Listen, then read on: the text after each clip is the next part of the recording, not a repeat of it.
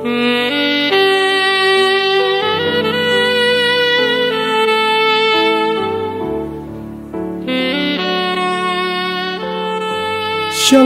Bapak Ibu, saudara dikasihi Tuhan, haleluya. Kita bersyukur hari ini sudah memasuki Sabtu 24 Mei 2025. Saya berharap saudara sudah melakukan berbagai macam hal yang positif sepanjang weekend hari Sabtu ini. Dan hari ini kami ada komsel sebulan sekali untuk bersekutu bersama-sama dengan jemaat yang Tuhan kasih yang saya layani. Saudara, hari ini kita masih terus belajar renungan malam yang saya berikan ini dengan tema ketaatan di sepanjang bulan Mei. Dan hari ini kita belajar dengan judul ketaatan dan kemenangan atas iblis. Kita akan membaca dalam Yakobus 4 ayat 7. Karena itu tunduklah kepada Allah dan lawanlah iblis, maka ia akan lari daripadamu. Kalau saudara memperhatikan ayat ini ada dalam perikop mengenai nasihat Yakobus kepada para pembacanya, termasuk kita semua tentunya, agar kita bisa menjaga hawa nafsu dan tidak bersahabat dengan dunia ini. Saudara, kalau saudara membaca dari ayat 1, banyak pertengkaran dan sengketa karena hawa nafsu yang muncul dalam diri kita. Lalu di ayat yang ketiga kita diingatkan agar berdoa dengan benar, agar doa kita justru tidak boleh karena hanya ingin memuaskan hawa nafsu kita. Lalu kita juga dianjurkan dalam ayat 4 untuk menjadi pribadi yang setia dan tidak bersahabat dengan dunia ini, artinya mengikuti filosofi dunia yang bertentangan dengan firman Tuhan. Lalu ayat yang kelima kita diingatkan agar mengingat ayat yang mengatakan bahwa Tuhan kita itu Tuhan yang cemburu.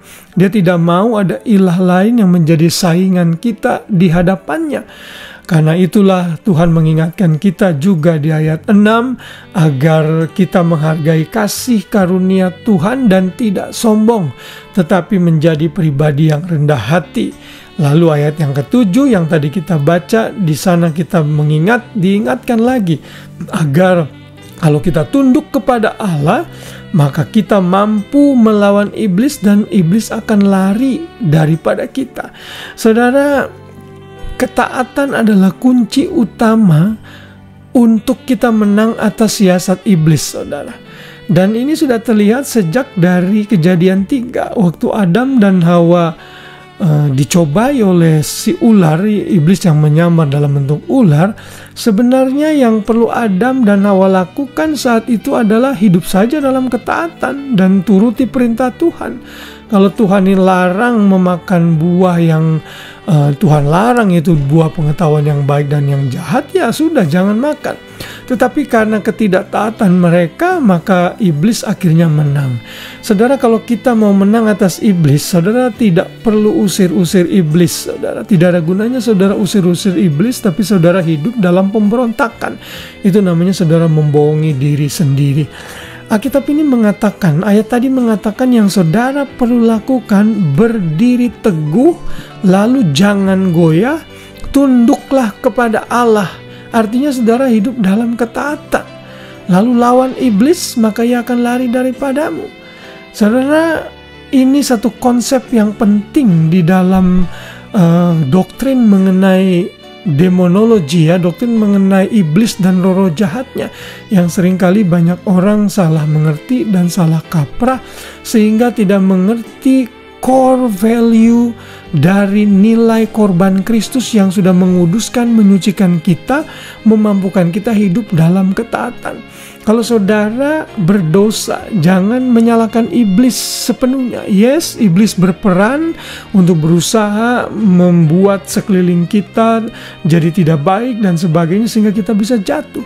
Tapi saat saudara mengambil keputusan, saudaralah yang bertanggung jawab sepenuhnya. Dan saat saudara berkata ya untuk bisikan iblis, maka saudara jadi kalah.